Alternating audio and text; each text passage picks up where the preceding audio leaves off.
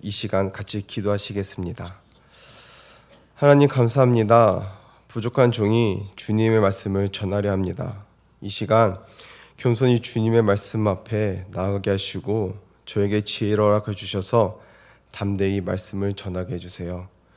그리고 주님의 말씀을 조금씩 알아가는 기쁨과 감사가 이 시간 우리 삶 가운데 가득할 수 있도록 은혜 베풀어 주세요. 예수님의 이름으로 기도합니다. 아멘.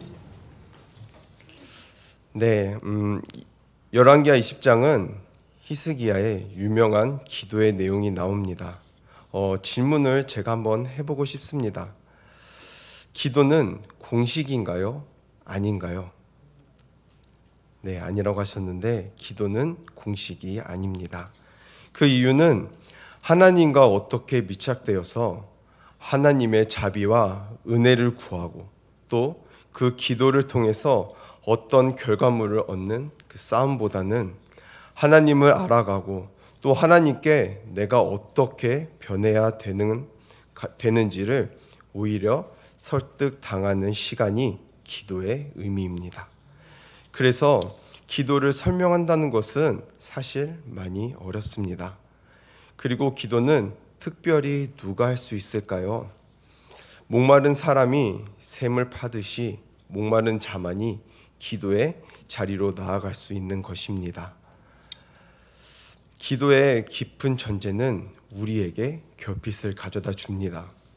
유대인들의 가장 큰 유산은 결핍입니다.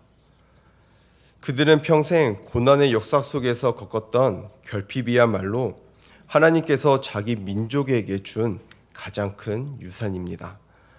사람은 결국 배부르고 허기가 없어지면 하나님께 구하는 기도도 없어집니다. 왜냐하면 모든 게 다 만족된 상태이기 때문입니다. 요즘엔 초등부 달란트 시장을 해봐도 알 수 있듯이 부족함을 모르고 자란 친구들이 많아서 그런지 선물에 아이폰은 없냐고 물어봅니다. 여러분, 하나님께 목이 마른 인생은 있겠지만은 그렇게 많지는 않은 것 같습니다. 의에 줄이는 자는 복이 있다. 심령이 가난한 자는 복이 있다. 전부 복의 전제가 줄이고 마르고 가난하고 전부 결핍이라고 표현할 수 있습니다. 내 인생에 결핍이 올 때, 안타까움이 들이닥칠 때는 오히려 내 인생을 역전시키고자 하는 하나님의 깊은 섭리가 그 속에 녹아져 있다는 것을 믿으셨으면 좋겠습니다. 여러분, 우리는 목마른 사람이 되어야 합니다.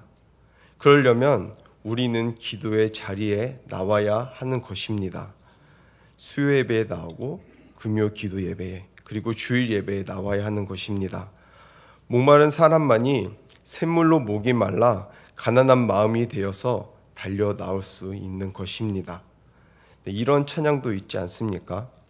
목마른 사슴 시냇물을 찾아 헤매이듯이 내 영혼 주를 찾기에 갈급하나이다. 자, 오늘 우리는 히스기야에 대해서 보는데 본문에 보면 히스기야에게 아주 큰 결핍이 있었습니다.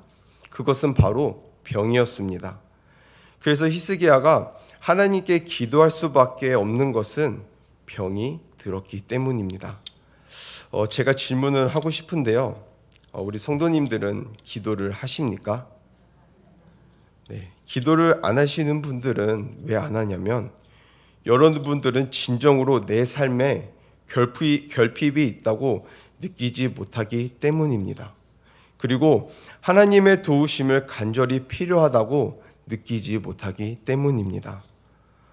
우리에게는 왜 결핍이 있습니까? 또 우리에게 왜 기도를 안 한다고 생각하십니까? 기도를 안 하는 분들은 정말 내가 결핍이 없다고 생각하는 걸까요? 우리들은 히스기야 왕보다 더 심한 결핍이 있습니다. 예를 들면 내가 예수를 믿는 사람이라 할지라도 내가 하나님으로부터 오는 즐거움과 하나님에 대한 소망을 경험하지 못하고 있는 사람들은 결핍이 없다고 생각하지만 이것이야말로 진정한 결핍입니다. 또는 세상의 돈으로 만족하고 살고 있는 사람들은 그것이야말로 하나님이 없다라는 증거가 아니겠습니까? 우리의 심령 속에서 말입니다. 네, 오늘 말씀에서 히스기야가 병이 들었습니다. 열왕기하 20장 1절 말씀을 보시면 그때의 히스기야가 병이 들어 죽게 되매라고 나와 있습니다. 히스기야는 54년을 살다가 죽습니다. 왜냐하면 25살 나이에 왕이 되고 29년 동안 통치를 하기 때문입니다. 성경의 기록을 보면 히스기야는 몇 살에 죽을까요? 히스기야는 54세에 죽는 겁니다. 그런데 그 나이가 몇 년을 연장받은 나이냐면 15년을 연장받은 나이입니다. 그리고 성경을 보면 병이 들었을 때의 나이가 나옵니다. 몇 살일까요? 그 나이는 39살입니다. 이때가 히스기야가 왕이 된 지 14년째입니다. 이때 무슨 일이 있었는지 말씀을 보시겠습니다. 열왕기하 18장 13절에서 14절 말씀입니다. 이 말씀을 보시면 히스기야 왕 제14년에 아수르의 왕 사네립이 올라와서 유다 모든 견고한 성읍들을 쳐서 점령하매 유다의 왕 히스기야가 라기스로 사람을 보내어 아수르 왕에게 이르되 내가 범죄하였나이다. 나를 떠나 돌아가소서. 왕이 내게 지우시는 것을 내가 당하리이다 하였더니 아수르 왕이 곧 은 300달란트와 근 30달란트를 정하여 유다 왕 히스기야에게 내게 한지라. 지금 아수르라는 북방의 무시무시한 군대가 유다를 친 겁니다. 유다를 친 이유는 히스기야 왕이 개혁을 일으키고 심지어 산당까지 제거했기 때문입니다. 어느 왕도 하지 못한 개혁 정책을 지금 히스기야 왕이 한 겁니다. 그래서 히스기야는 아수르로부터 독립하려는 시도를 하고 있었습니다. 그 이유는 바로 속국이었기 때문입니다. 근데 이 시도를 아수르는 착각한 것입니다. 이 작은 나라가 개혁 어쩌고 저쩌고 하니 배짱을 부리는 게 밑에 있는 애굽을 의지하려 하는구나. 그래서 공격을 한 것입니다. 그리고 이제 예루살렘만 남았기 때문에 초읽기에 들어간 것입니다. 그런데 이때 히스기야 왕이 겁을 먹고 맙니다. 그래서 아수르에게 굴복합니다. 열왕기하 18장 15절에서 16절 말씀입니다. 이 말씀은 같이 읽도록 하겠습니다. 시작. 히스기야가 이에 여호와의 성전과 왕궁 곳간에 있는 은을 다 주었고 또 그때에 유다 왕 히스기야가 여호와의 성전 문에 금과 자기가 모든 기둥에 입힌 금을 벗겨 모두 아수르 왕에게 주었더라. 아멘. 히스기야는 심지어 성전의 모든 것들을 다 내어줍니다. 그리고 또 심지어 기둥에 입힌 것까지 다 내어줍니다. 여기서 우리가 신앙이라는 것에 대해서 한번 질문을 해봤으면 좋겠습니다. 오늘날 우리에게도 도전이 있고 이 당시 위기 앞에 있는 히스기야에게도 똑같은 도전이었습니다. 그것은 뭐냐면 열방을 의지할래? 아니면 나를 의지할래? 바로 이 싸움입니다. 이러한 도전이 우리 삶에도 매일매일 부닥칠 것입니다. 내가 세상을 의지하는 사람인지 또는 내가 정말 하나님만을 의지하는 사람인지 말입니다. 이것이 우리의 신앙생활에서 한 번도 비껴가지 않는 매일매일 부딪히는 질문입니다. 지금 히스기야는 이 질문 앞에 놓여 있습니다. 오늘 본문으로 돌아와서 이제 병든 히스기야의 내용을 들어가겠습니다. 오늘 본문 열왕기하 20장 1절에서 3절은 이렇게 시작합니다. 그때 히스기야가 병들어 죽게 되매 아모스의 아들 선지자 이사야가 그에게 나와서 그에게 이르되 여호와의 말씀이 너는 집을 정리하라. 내가 죽고 살지 못하리라 하셨나이다. 히스기야가 낯을 벽으로 향하고 여호와께 기도하여 이르되 여호와여 구하오니 내가 진실과 전심으로 주 앞에 행하며 주께서 보시기에 선하게 행한 것을 기억하옵소서 하고 히스기야가 심히 통곡하더라. 아멘. 히스기야가 결국에는 통곡으로 끝이 납니다. 통곡의 히스기야 기도. 그런데요, 히스기야의 기도가 조금 달라졌습니다. 앞에 19장에도 히스기야의 기도가 나오는데요, 굉장히 하나님 중심의 기도였습니다. 이 기도문이 이사야에도 기록될 정도로 엄청난 기도를 합니다. 하나님 중심으로요. 근데 여기 20장에서 히스기야가 한 기도는 그런 기도가 아니었던 것입니다. 자기의 선행을 기준과 기초로 한 기도라고 할 수 있습니다. 쉽게 말해서 어느 왕도 행하지 못한 개혁 정책을 내가 하지 않았습니까? 하나님이 더 잘하지 않으십니까? 근데 왜 돌아오는 게 외적의 공격이고 또 몸의 질병입니까? 라고 하는 것입니다. 그래서 히스기야는 내 벽을 향해 기도를 합니다. 그 기도의 내용을 보시면 3절입니다. 여호와여 구하오니 내가 진실과 전심으로 주 앞에 행하며 주께서 보시기에 선하게 행한 것을 기억하옵소서 라는 기도를 합니다. 사실 이런 기도보다는 오히려 더 정확한 하나님의 형상으로 지음받은 인간으로서 하나님 앞에 기도는 좀 달라야 된다고 생각합니다. 내 허물을 사하시고 내 죄를 용서하시며 나를 긍휼히 여겨 주옵소서. 이게 어쩌면 기도의 바른 방법입니다. 그런데 자기의 선행을 기억해 달라는 기도를 합니다. 그리고 결국에는 통곡을 하고 맙니다. 그렇다면 하나님은 이 기도를 어떻게 하셨을까요? 열왕기하 20장 4절에서 6절 말씀을 보시면 이사야가 성읍 가운데까지도 이르기 전에 여호와의 말씀이 그에게 임하여 이르시되 너는 돌아가서 내 백성의 주권자 히스기야에게 이르기를 왕의 조상 다윗의 하나님 여호와의 말씀이 내가 내 기도를 들었고 내 눈물을 보았노라.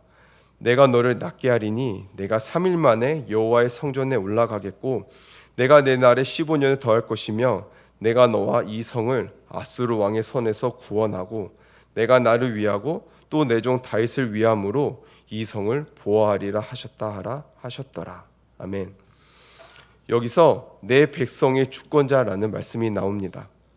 내 백성의 주권자라는 말은 하나님이 특별한 목적을 위해서 지정한 어떤 인물을 가르치실 때 사용하십니다. 이것은 구약의 표현 속에서 하나님이 어떤 목적을 위해서 지정한 왕과 인물에게 쓰시는 표현입니다. 그리고 이것을 이사야가 히스기야에게 전달합니다. 여기서 히스기야의 기도 응답을 완벽하게 들어주시는데요. 무엇을 들어주시냐면 병을 고쳐주신다고 약속하셨고 또 국가의 운명도 아수르의 손에서 구원해 주시겠다고 약속하셨습니다. 게다가 히스기야의 수명을 15년 연장시켜 주신다고 하십니다. 그런데 이 이유가 무엇이냐면 내 기도를 들었고 눈물을 보았다가 아닙니다. 우리는 눈물 때문인 줄 알았는데 그것이 아닙니다. 성경을 유심히 보시면 5절을 한번 다시 보겠습니다. 너는 돌아가서 내 백성의 주권자 히스기야에게 이르기를 왕의 조상 다윗의 하나님 여호와의 말씀이. 여기서 하나님은 누구의 하나님이라고 강조하시냐면 다윗의 하나님이라고 강조합니다. 왜냐하면 다윗에게 하나님께서 언약을 세우실 때 내 집은 영원히 설 것이라고 약속하셨기 때문입니다. 그리고 이 응답이 어떻게 끝났냐면 6절 말씀을 보시겠습니다. 내가 내 날에 15년을 더할 것이며 내가 너와 이 성을 아수르 왕의 손에서 구원하고 내가 나를 위하고 또 내 종 다윗을 위함으로 이 성을 보호하리라 하셨다 하라 하셨더라. 여기에 다윗을 위함으로라고 또 말씀하십니다. 다윗에게 직접적으로 후손으로 태어날 그리스도와의 언약을 말씀하는 것입니다. 이 죽어 마땅한 백성들의 실질적인 구원은 하나님의 언약을 통해서 주어지는데 그 깊은 줄거리가 이새의 뿌리에서 나올 예수 그리스도를 말씀합니다. 역대 왕들은 죄 짓고 넘어지고 멸망당했습니다. 이것이 이 땅의 지소고 또 이 땅의 가문들이었습니다. 유다도 별 수 없었고 가장 훌륭하다고 하는 히스기야 왕도 별 수 없었습니다. 결국은 열왕기의 역사를 통해서 북이스라엘과 남유다가 공통적으로 우리에게 주는 메시지는 이 두 나라가 하나님의 백성이었음에도 불구하고 서로가 경쟁하듯 하나님을 배신하고 떠나고 돌아서는 모습의 극치를 보여준 겁니다. 그럼에도 하나님께서는 히스기야에게 누구 때문에 약속을 지키시겠다고 말씀하시냐면 다윗의 집 때문이라고 말씀하십니다. 이 가문을 통하여 언약의 약속된 메시아가 오셔서 우리를 완전하게 구속하셔야 되기 때문입니다. 이 약속은 다윗의 언약에 주어진 약속이며 그 다윗의 언약이 성취되도록 하는 것은 우리를 구속하셔서 하나님의 백성으로 만드시겠다는 하나님의 열심이었습니다. 히스기야의 눈물과 기도가 이유가 아니고 원인이 아닙니다. 언약을 성취하시는 하나님의 약속에 따라서 하나님은 히스기야의 기도에 응답하시는 것입니다. 3절 말씀에 보시면 히스기야의 기도를 한번 보시겠습니다. 여호와여 구하오니 내가 진실과 전심으로 주 앞에 행하며 주께서 보시기에 선하게 행한 것을 기억하옵소서. 이것은 히스기야가 점점 개혁이라는 선행에 빠져 교만해진 모습을 보여줍니다.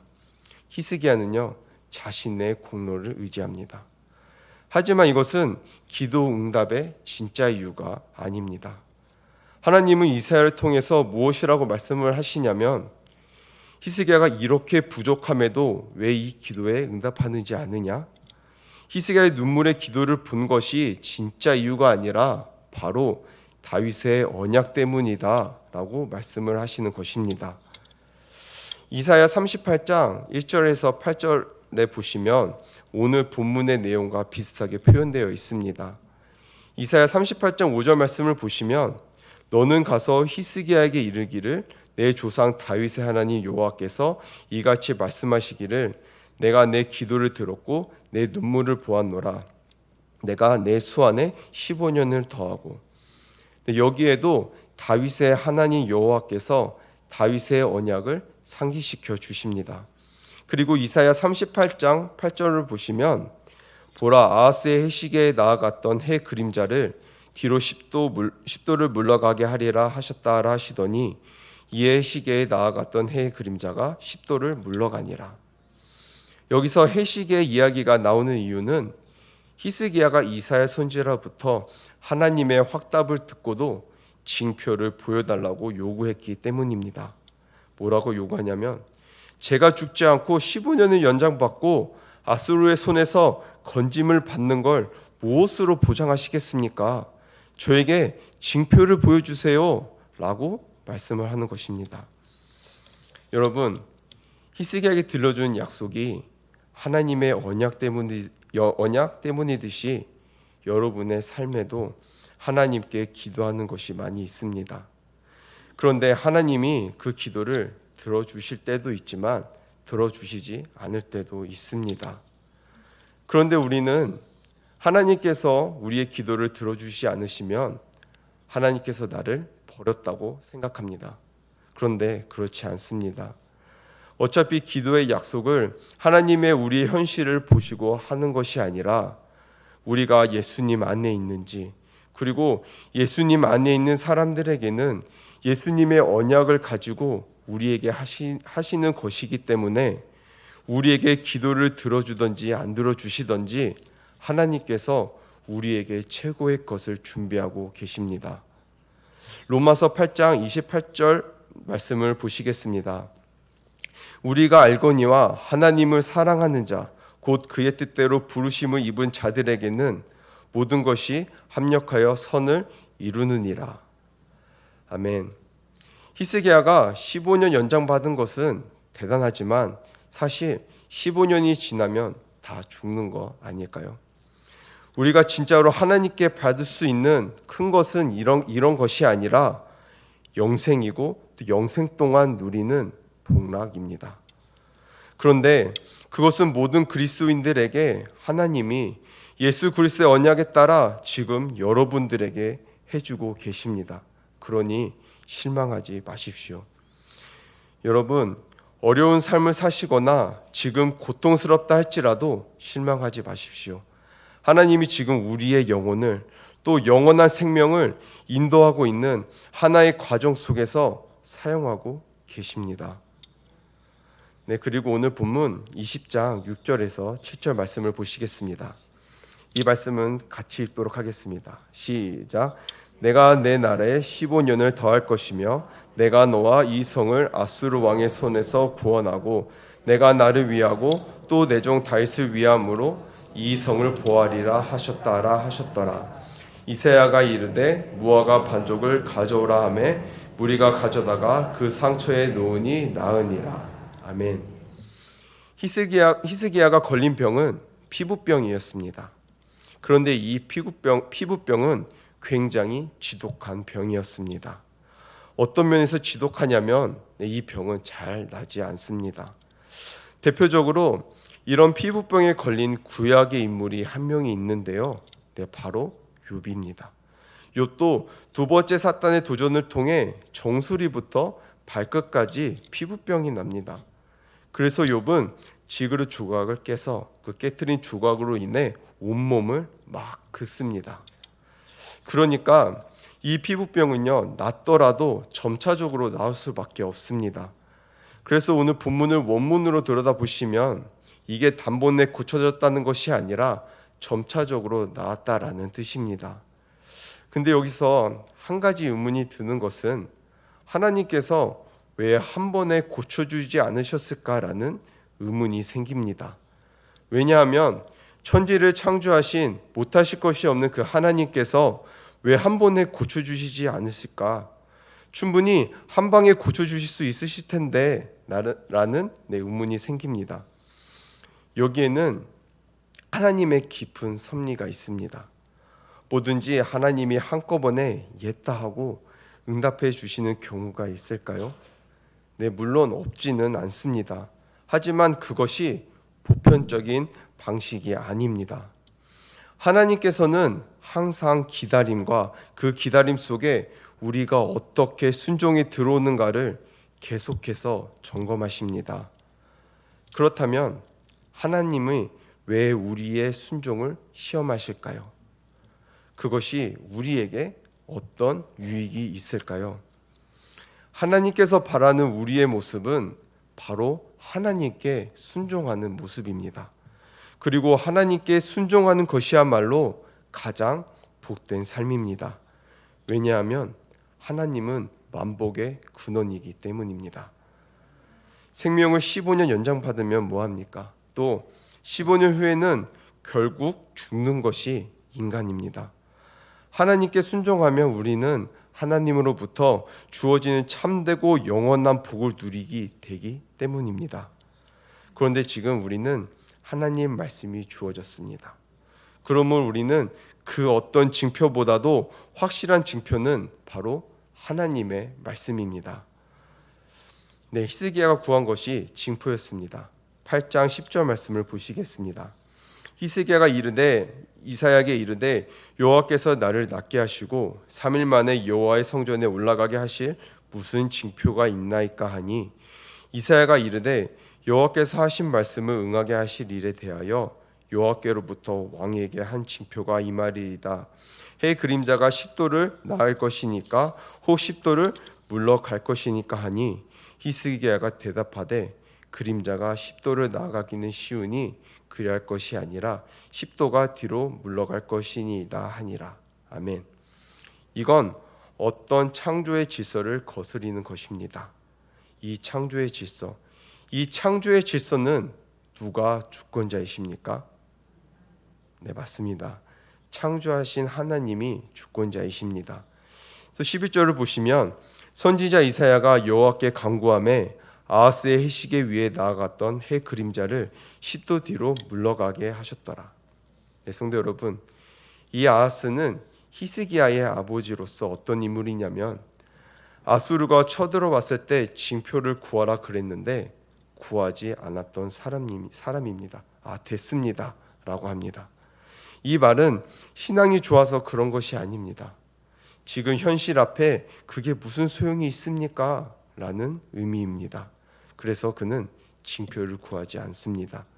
그러니까 이사야 선지자를 통해서 임마누엘의 징표를 보여주고 또 약속하지 않습니까? 그런데 그 아들인 히스기야는 징표를 구합니다. 성도 여러분, 이게 참 황당한 내용일 수는 있지만 히스기야가 구하는 이 징표는 믿음일까요? 믿음이 아닐까요? 이것도 믿음입니다. 제가 아는 친구가 있습니다. 한때 그 친구는요, 몸이 많이 아팠던 적이 있습니다. 운동을 하던 친구였는데요, 운동을 열심히 재밌게 하고 있었습니다. 그런데 어느 날부터 계속 속이 쓰리고 아프다고 하는 것입니다. 처음에는 참을만 해서 계속 참고 운동을 재밌게 했답니다. 그런데도 속이 좋아지기는커녕 계속 아프다는 겁니다. 그래서 친구는 근처에 병원에 갔고 병원에서는 소화제와 위보호제 약만 줬다고 하는 겁니다. 근데 그 약을 먹고도 계속해서 아프다는 겁니다. 그래도 병원에 갔는데도 위보호제와 소화제 약만 줬다고 합니다. 그래서 그 친구는 약을 먹으며 일주일 동안 아픈 것을 참으면서 지냈다고 합니다. 네, 그런데 얼마나 아팠으면요. 아픈 걸 참다가 지쳐서 힘들어서 잠들고 또 잠에서 깨면 아픈 걸 참다가 힘들어서 잠들고를 계속 반복했다고 합니다. 그래서 그 친구는 이건 아닌 것 같아 강원도 총동네에 있던 친구가 서울에 있는 병원에 가서 초음파 검사를 했다고 하는 것입니다.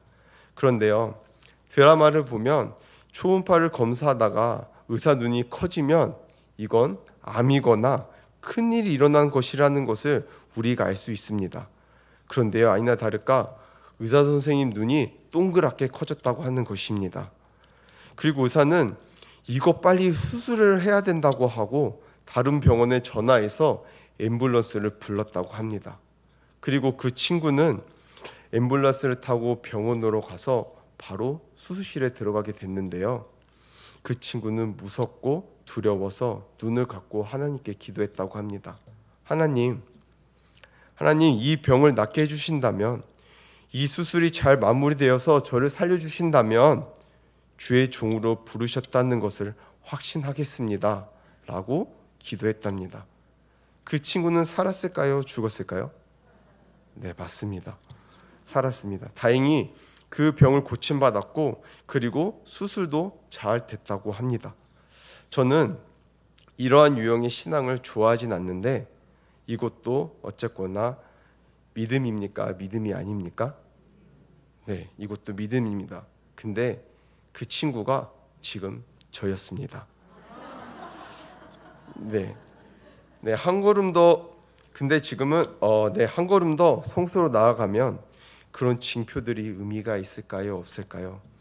우리에게는 온전하신 하나님 말씀이 있습니다. 이때는 구약 시대에 하나님 말씀이 완성되지 않았기 때문에 이런 식으로 하나님의 계시를 전달하거나 하나님의 뜻을 표현하곤 했습니다. 근데 지금은 하나님의 계시가 완성되었기 때문에 그럴 이유가 없습니다. 오늘 우리는 하나님 말씀만이 우리의 확실한 징표입니다.